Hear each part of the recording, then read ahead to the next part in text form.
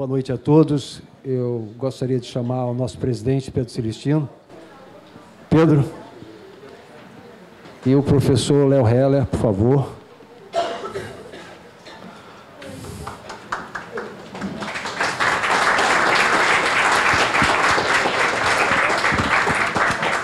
Eu também quero chamar os 3 chefes de divisões técnicas aqui do clube. Por favor, podem sentar à vontade. Vamos discutir bastante essa questão hoje com a palestra do doutor. Mas o chefe da DTE, vamos trazer mais uma cadeira. Não, tem lá. Vocês têm ali e outra aqui. Vamos lá, Rios. Jorge Rios. Também.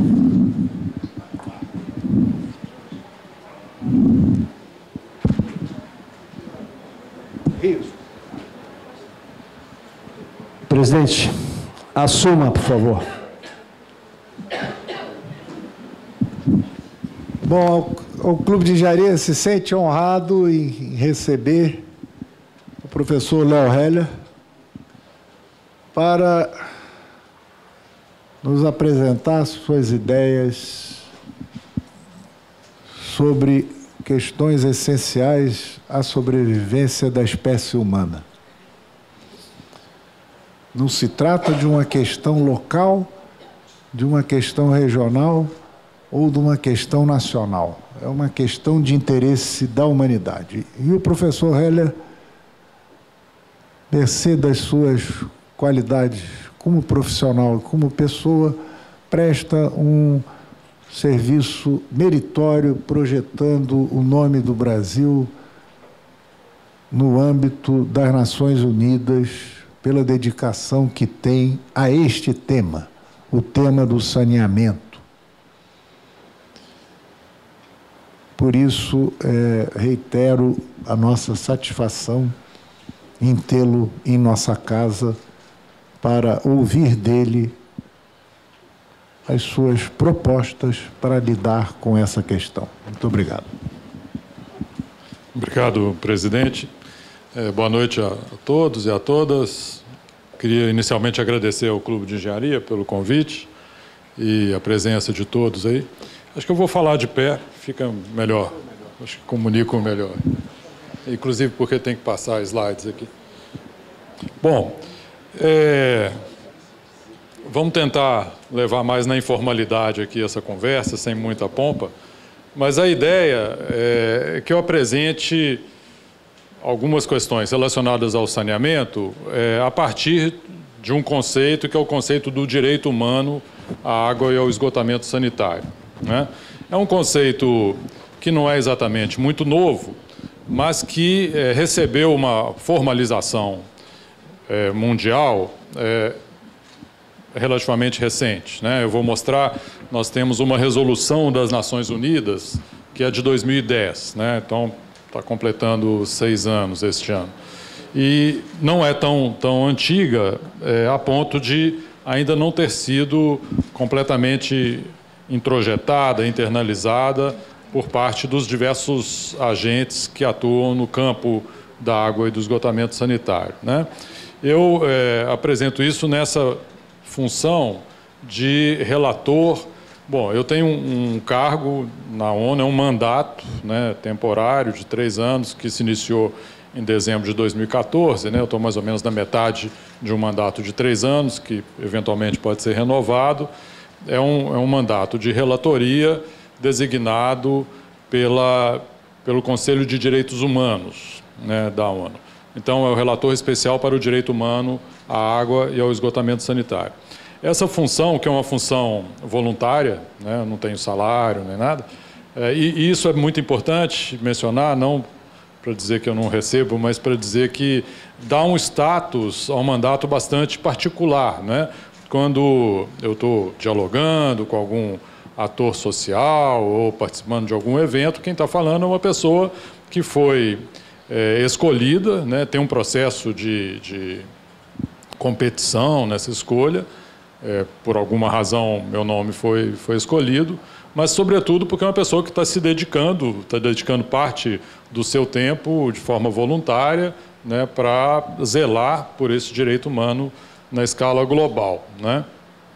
Essa função de relatoria determina algumas atividades, né? Então, eu preciso prestar contas ao Conselho de Direitos Humanos, embora eu tenha absoluta independência, né, política para agir, eu não obedeço a orientações do Conselho, mas eu preciso prestar contas porque é um cargo que foi nomeado por esse Conselho. Então, no mínimo, né, como atividade estabelecida por esse mandato, eu preciso fazer visitas a países avaliando as condições de cumprimento dos direitos humanos à água e esgotamento sanitário, pelo menos 2 visitas por ano, essa é a indicação. Eu faço relatórios, né, 2 relatórios anuais, temáticos, né, temas relacionados ao direito humano à água e esgotamento sanitário. Vou mostrar um pouco alguns exemplos de relatórios que eu tenho feito. Eu apresento um para o Conselho de Direitos Humanos e um para a Assembleia Geral das Nações Unidas, né? Essas atividades são as mínimas esperadas para essa função, mas, além disso, existe uma demanda enorme, né? Por exemplo, para dar um exemplo, né, recente, um grupo nos Estados Unidos entra em contato comigo porque tem uma evidência de possível violação do direito humano à água, né? Um grupo que, por acaso, mora numa cidade do norte dos Estados Unidos e a água passa a ser abastecida com elevada concentração de chumbo, né? Por uma razão da gestão local, né? Mas muito relacionada à discriminação das populações mais pobres, etc., etc. Então, o relator precisa fazer alguma coisa perante uma denúncia como essa. Então, tem todo um mecanismo de questionar o governo dos países sobre que providências estão tomando, se confirma ou não confirma aquela denúncia e tal. Então, essa é outro campo de atividades do relator que é bastante demandante e eu recebo esse tipo de queixa de diversas partes do mundo, infelizmente, de uma forma não muito isonômica, né? Isso é uma coisa que está ficando cada vez mais clara. Quem tem acesso ao relator, se um grupo dos Estados Unidos que fala inglês, que consegue me mandar um e-mail, que sabe que eu existo, existe, né? Devem existir muitos casos de violação no interior da China, em zonas remotas da Ásia, da África, que não sabem que tem esse canal, né? Então, existe uma dificuldade de que esse trabalho de relatoria consiga efetivamente universalizar o acesso, etc., etc. Bom, então isso é só uma breve apresentação, são funções que a relatoria executa, além de várias outras, né? Eu fui bastante breve aqui, participação em eventos, em debates, etc. Então, a partir desse lugar que eu falo aqui hoje, né?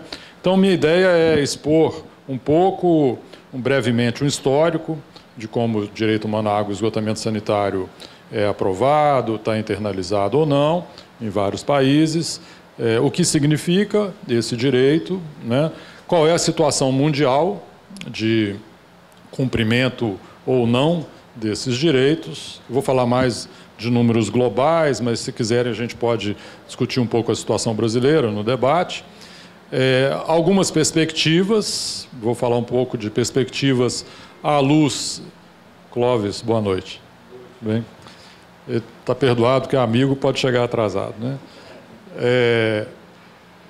À luz, principalmente, da nova agenda internacional, a Agenda 2030.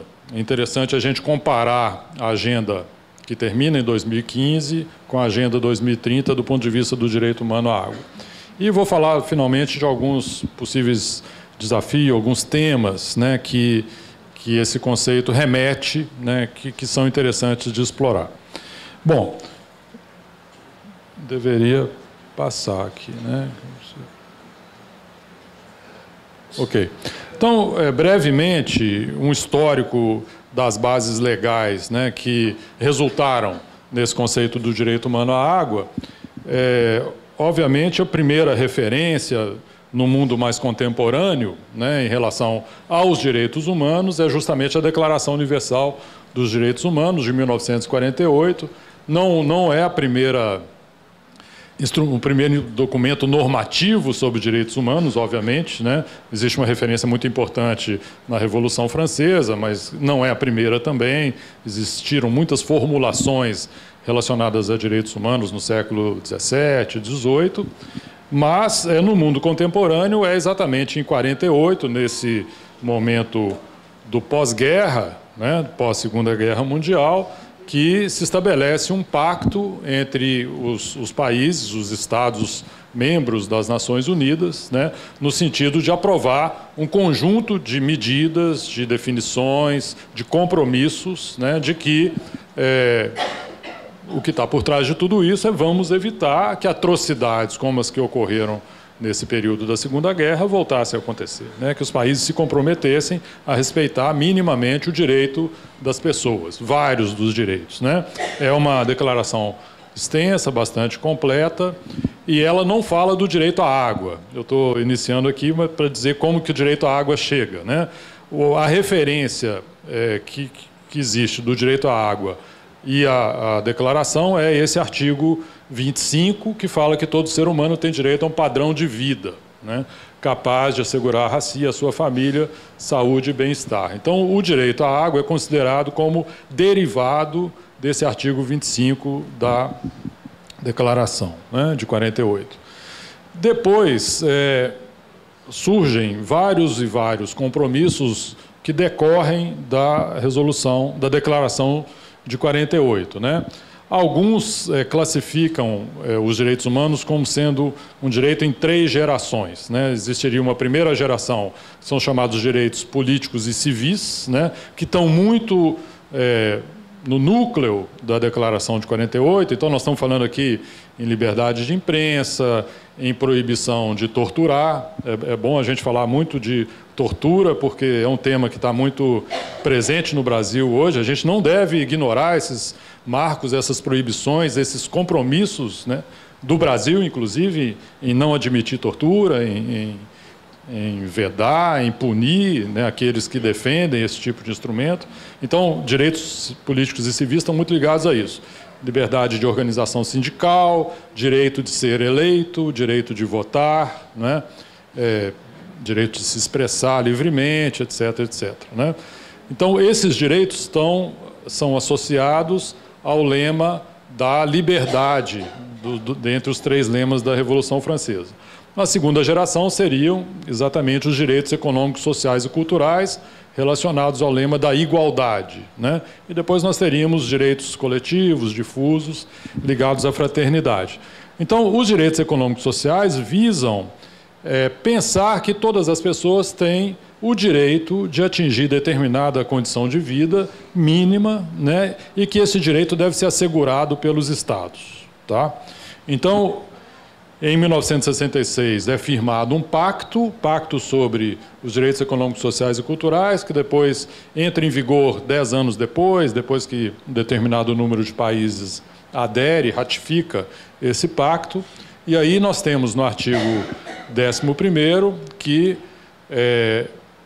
fala do direito de todas as pessoas a um nível de vida suficiente para si e para suas famílias, incluindo alimentação, vestuário e habitação suficientes. Então, daí também deriva o direito à água. Aí tem várias outras convenções que falam direta ou indiretamente do direito à água, a Convenção sobre as Crianças, sobre a discriminação contra as mulheres, direitos das pessoas com deficiência, claramente, explicitamente é mencionado o direito à água.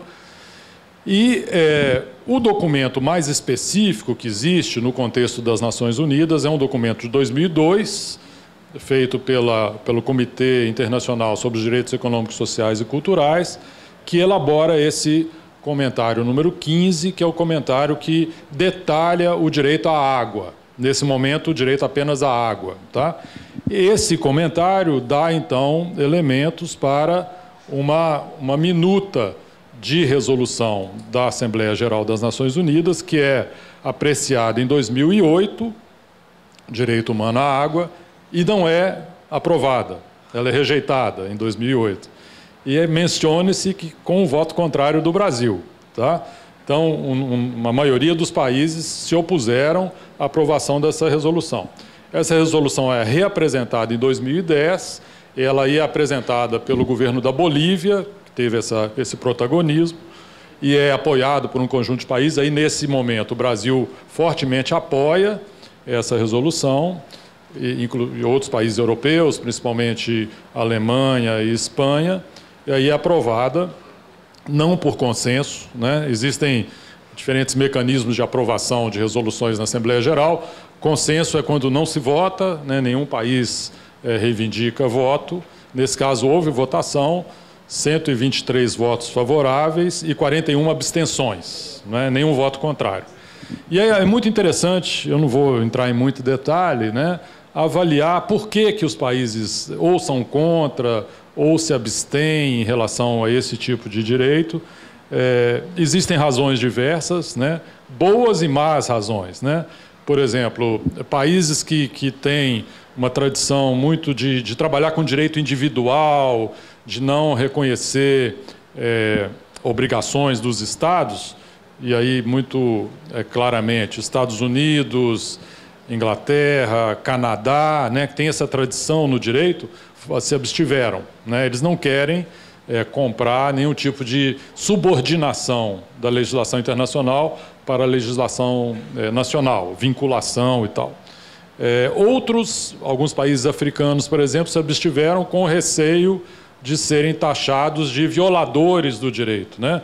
Bom, se eu aprovo o direito humano à água, no dia seguinte eu sou violador, porque eu não cumpro com esse requisito para toda a minha população. Então, tem vários discursos, várias narrativas aí, que poderiam ser analisados com mais detalhes, que explicam essas abstenções. Então, essa resolução é aprovada em 2010, e aí, nesse momento, já é uma resolução sobre o direito humano à água e ao esgotamento sanitário. Se acrescenta na resolução o esgotamento sanitário.